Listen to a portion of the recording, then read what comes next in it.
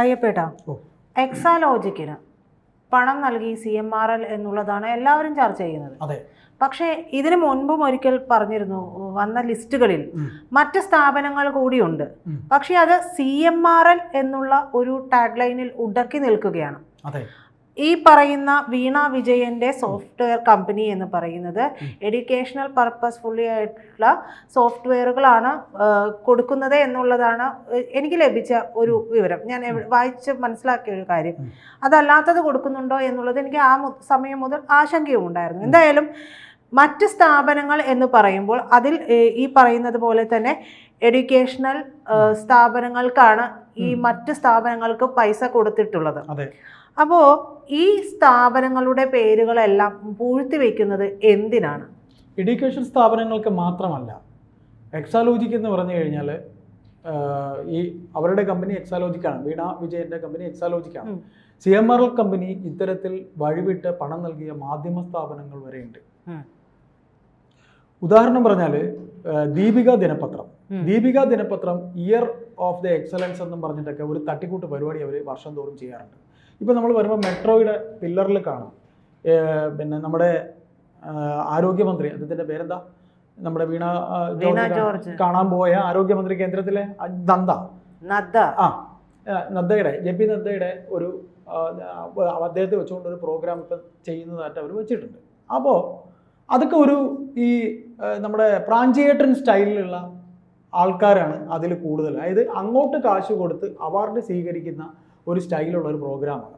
ഇപ്പോൾ പ്രജിതയ്ക്കൊരു അവാർഡ് തരും എന്ന് പറഞ്ഞുകൊണ്ട് പ്രസ്തുത സ്ഥാപനം നിങ്ങളെ കാണാൻ വരും. കാണാൻ വന്നിട്ട് നിങ്ങൾ ഈ പ്രോഗ്രാമിലേക്ക് വരണം, നിങ്ങളുടെ എന്താ പറയുക, നമ്മൾ തമാശയ്ക്ക് ശ്രീനിവാസൻ പറയുന്ന പോലെ നിങ്ങളുടെ തല നിങ്ങളുടെ പോസ്റ്റർ എന്നൊക്കെ പറയുന്ന പോലെ നിങ്ങളായിരിക്കും എറണാകുളത്ത് നിറഞ്ഞു നിൽക്കുന്നത് എന്ന് പറഞ്ഞുകൊണ്ട് വരും.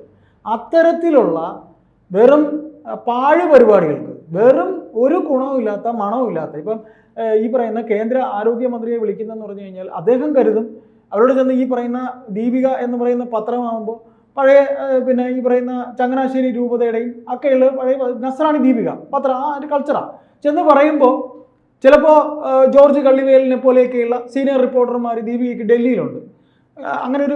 അങ്ങനെ അറിയാം, ജോർജ് കള്ളിവേലിനെയൊക്കെ അറിയാം.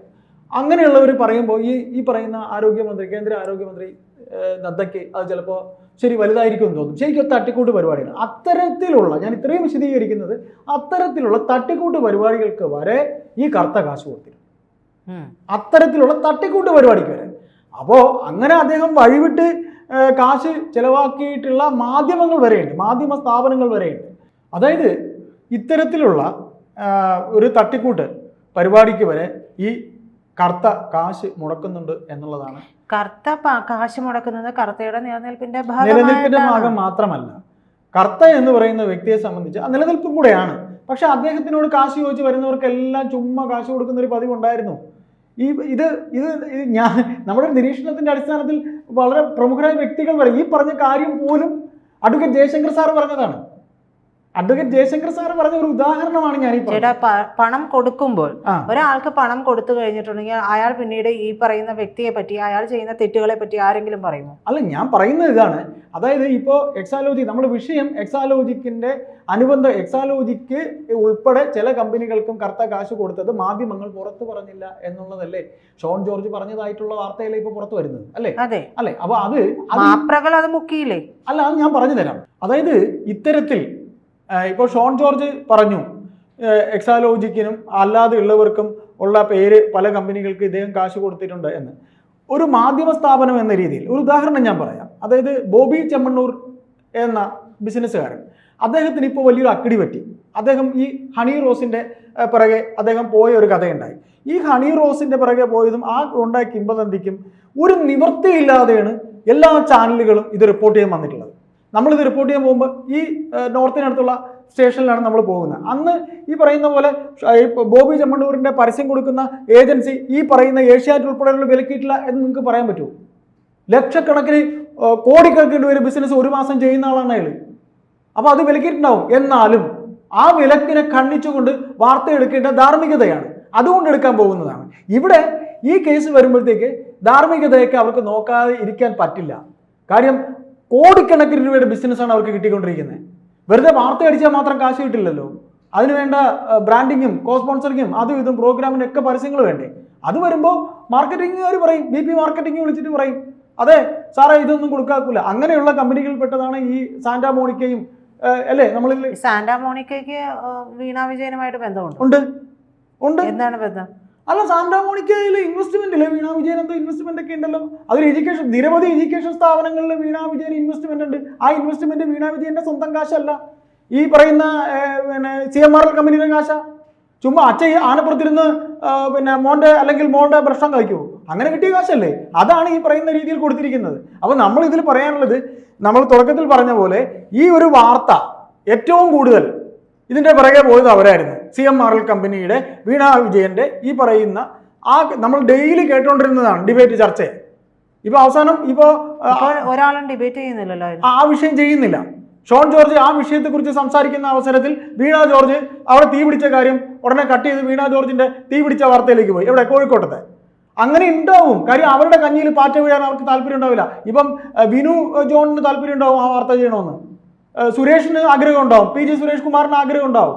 വാർത്തകളുടെ പിറകെ മാത്രം പോയാൽ നമ്മുടെ വയറ് നിറയില്ല എന്ന് അവർക്ക് ബോധ്യമുണ്ട്.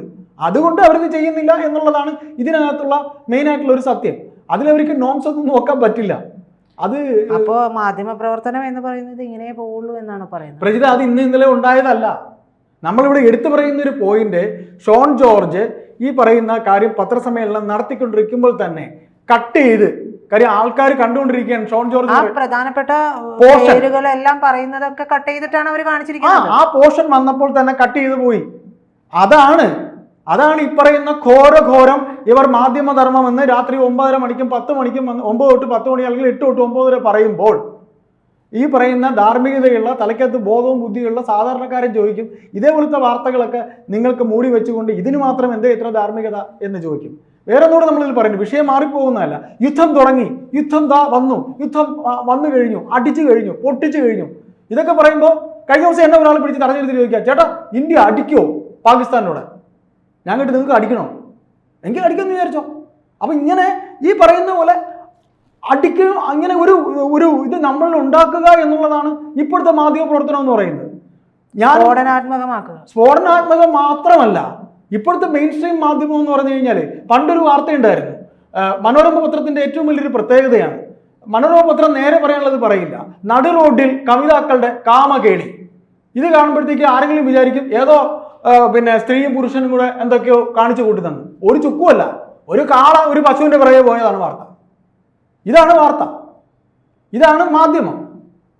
ഈ പറയുന്ന ഇതാണ് ജേർണലിസം. അങ്ങനെയാണെങ്കിലേ ആള് കാണത്തുള്ളൂ. ഇതാണ് ജേർണലിസം എന്ന് പറയാതെ ഇതാണ് ഇപ്പോ കാണിച്ചുകൊണ്ട് സെൻസിറ്റീവ് ജേർണലിസം എന്നൊക്കെ പറയും. സത്യം പറഞ്ഞാൽ എനിക്ക് അതിന്റെ ഡെഫിനിഷൻ പറയാനൊന്നും അറിയില്ല.